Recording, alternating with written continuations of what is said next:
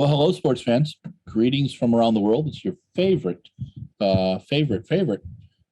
show, Athletics Chat. This is Athletics Chat number 69.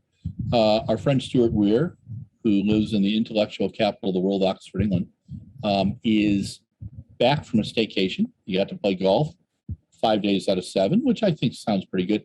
Although he was bemoaning the fact that Team Europe lost to Team USA in that little golf soiree this last weekend in my home state, Wisconsin. And I'm sad. I shed a tear, but c'est la vie. So our topics this week, Ian Beattie, the new leader at UK Athletics. Stuart has high praise for him. Guy's run 100 marathons.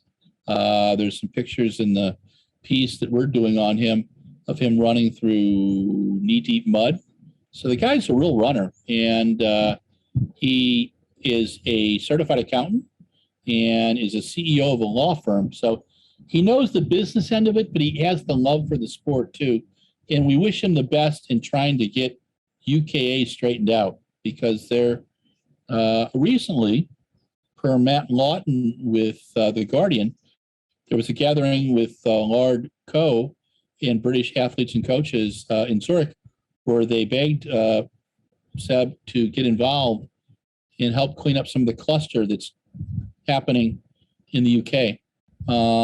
One coach was quoted as telling Stuart, we are our European correspondent, that in the next 5 years, UK athletics could really be a mess. And federations are like that. They go up and down.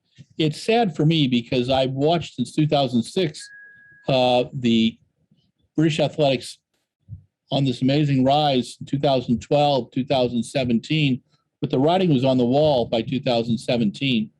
And while the people that pushed Alan Pascoe and his team out, and I believe much of the total absolute screw-ups in British athletics was because leadership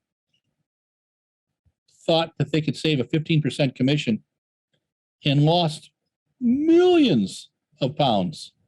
They shouldn't be allowed to run a fishing lodge, but they are. They're running a world championship right now, and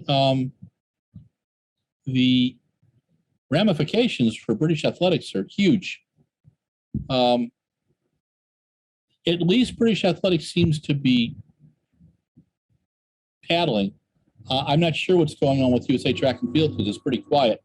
Josh Gurnick and Ashley Mitchell left last week. They were the communications department under Susan Hazard. Wonderful people.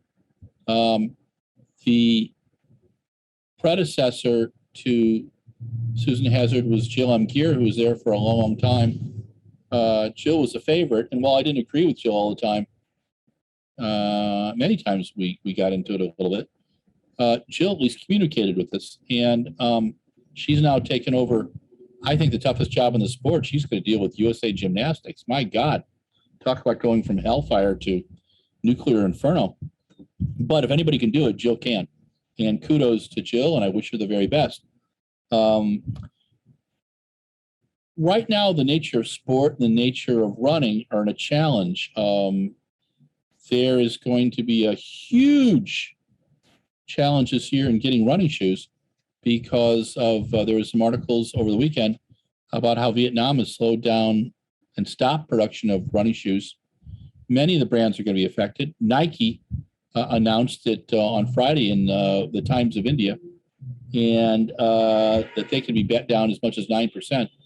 And so I think people are going to be hoarding shoes and all that kind of happy stuff. Running has had this amazing upswing during the pandemic, and you've got all these marathons this fall, which I think is a bit of craziness, but I also understand if the marathons don't do it, some of the events could never happen again.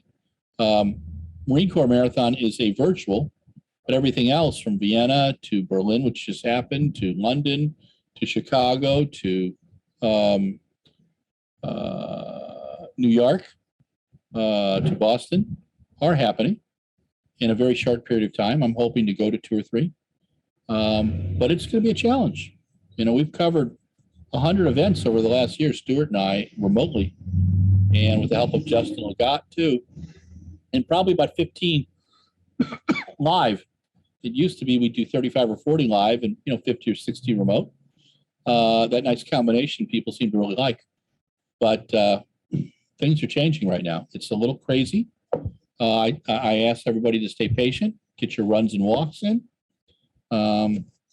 stay safe, wear the mask indoors, and we'll get the stuff figured out. But this is Athletics Chat 69, the epilogue, where Larry just talks to himself.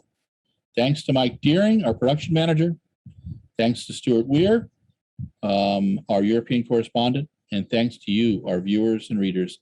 Please pass it on, get other people to watch it. Because the more eyeballs, I can, have a extra Starbucks a day. Anyway, stay safe. Peace out. Talk to you soon.